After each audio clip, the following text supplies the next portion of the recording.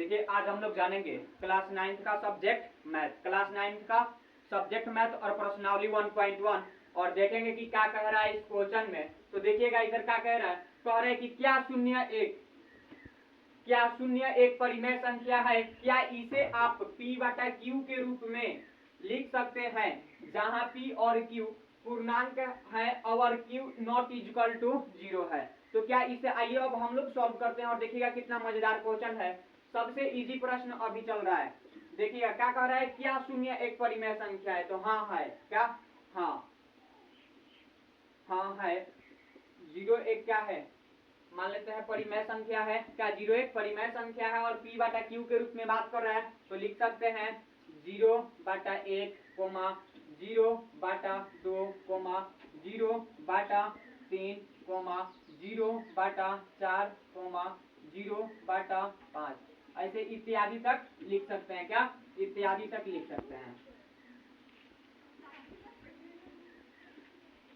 इत्यादि तक इसे क्या कर सकते हैं, लिख सकते हैं। अब देखिएगा, अब कह रहा है कि क्या शून्य एक परिमेय संख्या है, क्या इसे आप p बटा q के रूप में लिख सकते हैं। हाँ तो लिख दिए, जहां p और q पूर्णांक है और q नॉट इक्वल टू 0 है, तो q क्या हो जाएगा, हमारा ऋणात्मक संख्या हो जाएगा। तो इसे भी हम लोग क्या कर सकते हैं, लिख सकते हैं, इसे भी लिख सकते हैं, इसे कोई दिक्कत नहीं है। अब आइए 2 नंबर में क्वेश्चन क्या कर रहा है, 2 नंबर को सॉल्व करते हैं। 2 नंबर में कह रहा है 3 और 4 के बीच 5 परिमेय संख्या 1 2 3।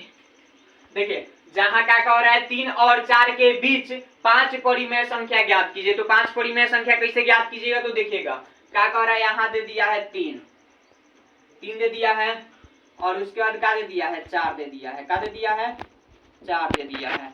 अब इसमें हम क्या करेंगे, इसमें गुना करेंगे क्या चीज से, तो यहाँ क्या कह रहा है, 5 कह रहा है ना, 5 परिमेय संख्या। फिर से 3 कहाँ से है, 3 कहाँ से है, देखिए यहाँ क्या कह रहा है 3। अब देखिएगा क्या कह रहा है, 3 और 4 के बीच जैसे बोला था ना 5 परिमेय, तो यहाँ पे क्या करेंगे कि 5 में एक एक्स्ट्रा क्या कर देंगे, जोड़ देंगे, क्या कर देंगे, एक एक्स्ट्रा जोड़ देंगे। 5 में एक जोड़ेंगे तो क्या हो जाएगा, 6 हो जाएगा ना, क्या हो जाएगा। और 4 में एक जोड़ेंगे तो क्या हो जाएगा, और सॉरी 4 यहाँ पे लिख कर और फिर यहाँ पे क्या कर देंगे, 6 से गुना कर देंगे दोनों साइड, या नहीं तो यहाँ पे लिख दीजिए 4 गुने 6 इक्वल टू देखिएगा कितना हो जाएगा, 3 छक 18 और यहाँ पे क्या हो जाएगा, 6 चौका 24। आ गया, आ रहा है, यस सर। यहाँ पे देखिए जब यहाँ तक आ रहा है तो इसके आगे हम लोग देखिएगा क्या कह रहा है, कह रहा है कि हम लोग को क्या चाहिए, 5 परिमेय संख्या चाहिए। क्या चाहिए, 5 परिमेय संख्या चाहिए। तो यहाँ पे क्या लिख सकते हैं, एक लिख सकते हैं आपका 19 बटा 6 और दूसरा का क्या लिख सकते हैं, 20 बटा 6, उसके बाद लिख सकते हैं 21 बटा 6, 21 बटा 7 और सॉरी 21 बटा 6 22 होगा ना, यहाँ पे 20 के बाद 21, 21 के बाद 22, 22 का यहाँ क्या हो जाएगा 23, 23 बटा 6। अब कब हम लोग को परिमेय लिखना था, 5 को, कितना 5 को, 1 2 3 4 5, क्या 5 परिमेय संख्या हो गया है, यस सर, हो गया है। इसको देखिए इस प्रकार से भी आप लोग लिख सकते हैं, ये जो 3 बटा 6 लिखे थे ना, यहाँ से इसे 3 बटा 6 इसे भी लिख सकते हैं, यहाँ पे भी लिख सकते हैं 4 बटा 6, इस प्रकार से भी लिख सकते हैं और गुना में भी लिख सकते हैं, उसे कोई दिक्कत नहीं है।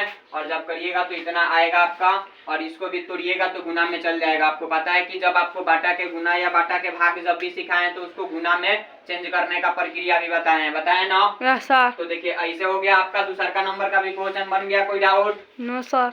ये आपको अगर जो डाउट होगा कि सर जी 6 कहाँ से आया, तो यहाँ आप पढ़िएगा 3 और 4 के बीच 5 परिमेय संख्या ज्ञात कीजिए। कितना, 5 परिमेय संख्या। तो 5 में क्या कर दिए, एक एक्स्ट्रा जोड़ दिए तो कितना हो गया 6। या तो आप इस प्रकार से भी कर सकते हैं, 7th में भी गुना करके, ये जैसे 3 है ना, 3 में 7 से गुना कीजिएगा और 4 में 7 से गुना कीजिएगा तो आगे तक आपका क्या हो जाएगा, बन जाएगा, कोई दिक्कत नहीं होगा। यहाँ जैसे 6 लिखे है ना, यहाँ पे 7th भी लिख सकते हैं और 7th लिखिएगा तो क्या हो जाएगा 21 हो जाएगा, क्या हो जाएगा 21, यानी कि 7 त्रिका 21 यहाँ लिख लीजिएगा यहाँ पे, और यहाँ पे 7 चौका 28, यहाँ का हो जाएगा 28। और इस माध्यम से भी आप लोग बना सकते हैं, लेकिन इससे भी कोई गलती नहीं है, इससे भी ठीक है आपका, ठीक है, कोई दिक्कत नहीं होगा। आप देखिए क्या कर रहा है नीचे, 3 बटा 5 और 4 बटा 5 के बीच 5 परिमेय संख्या ज्ञात कीजिए। कितना, 5 परिमेय संख्या ज्ञात कीजिए। तो देखिएगा यहाँ का लिख दीजिएगा 3/5 और यहाँ पे है तो यहाँ पे का लिख दीजिएगा 4/5, 4/5 भी लिख दीजिएगा। और जब 4/5 लिखेगा तो देखिए इसमें क्या कीजिएगा, दोनों साइड से क्या कीजिएगा 10 से गुना कीजिएगा, क्या कीजिएगा 10 से गुना कीजिएगा। तो अब गुना कीजिएगा तो ये हो जाएगा 30 और नीचे का हो जाएगा 50, हो जाएगा यस सर। और इसमें 4 में 10 से गुना कीजिएगा तो क्या हो जाएगा 40 और ये हो जाएगा 50। यानी कि कहने का मतलब कि ये आपका हो जाएगा 30। देखिएगा यहाँ पे आपका क्या है 4/5, इसे भी 10 से गुना किए तो यहाँ पे क्या हो गया 30 बटा, नीचे भी क्या हो जाएगा यहाँ गुना में है और नीचे भी क्या हो जाएगा आपका 50। ऐसे कर दीजिए 10 से ऊपर गुना 10 से नीचे गुना करना है हम लोग को, ठीक है।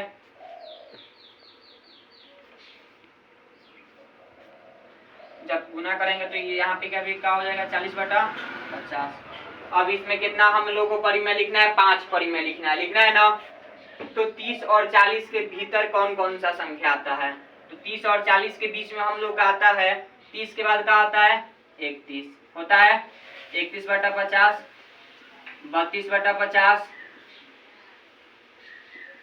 33/50, 34/50 और 35/50। इसे आगे भी आप लेके जा सकते हैं, अनंत तक आप लोग का लिख सकते हैं। इसको कहां तक लिख सकते हैं, अनंत तक लिख सकते हैं, कोई दिक्कत नहीं है। आपको जब भी परिमेय संख्या ज्ञात करना हो तो नीचे कोई संख्या आपको लिखकर गुना करना पड़ेगा। नीचे परिमेय यानी कहने का मतलब कि बाटा में आपको लिखकर और उसके बाद आपको दिखाना पड़ेगा, ठीक है।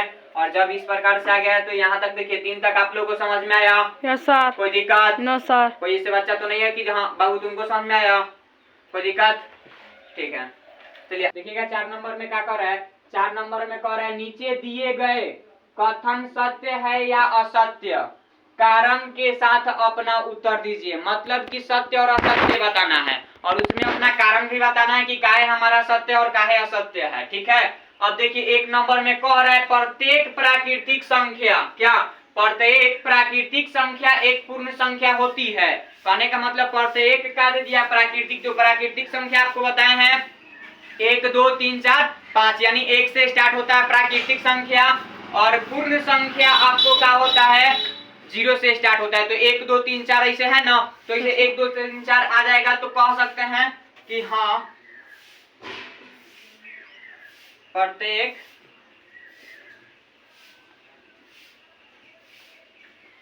प्राकृतिक संख्या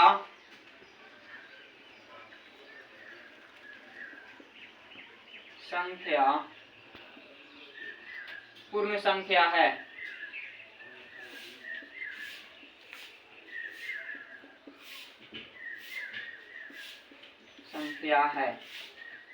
क्या कहेंगे, हाँ प्रत्येक प्राकृतिक संख्या पूर्ण संख्या है। प्रत्येक प्राकृतिक संख्या भी या प्रत्येक प्राकृतिक संख्या पूर्ण संख्या है। अब देखिए दूसरा का नंबर में कह रहा है आपका, कह रहा है कि प्रत्येक पूर्णांक एक पूर्ण संख्या होती है। तो प्रत्येक पूर्णांक आपका माइनस में 2 माइनस में 3 माइनस में 4 भी आता है, लेकिन पूर्ण संख्या में माइनस में 2 माइनस में 3 नहीं आता है। तो हम क्या कहेंगे, पूर्णांक संख्या में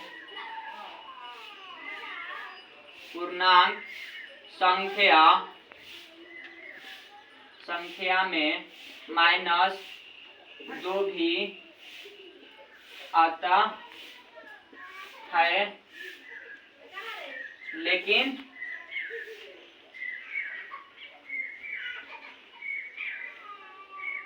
पूर्ण में नहीं। पूर्ण संख्या में नहीं आता है, का संख्या में नहीं आता है,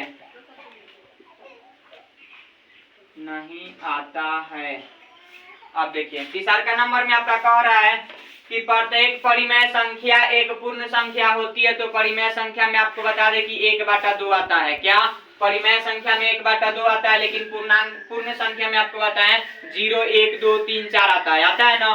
तो अब देखिएगा क्या हो रहा है, प्रत्येक परिमेय संख्या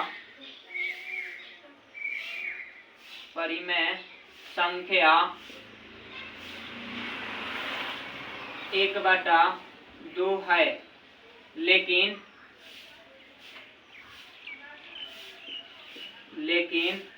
पूर्ण संख्या नहीं है, पूर्ण संख्या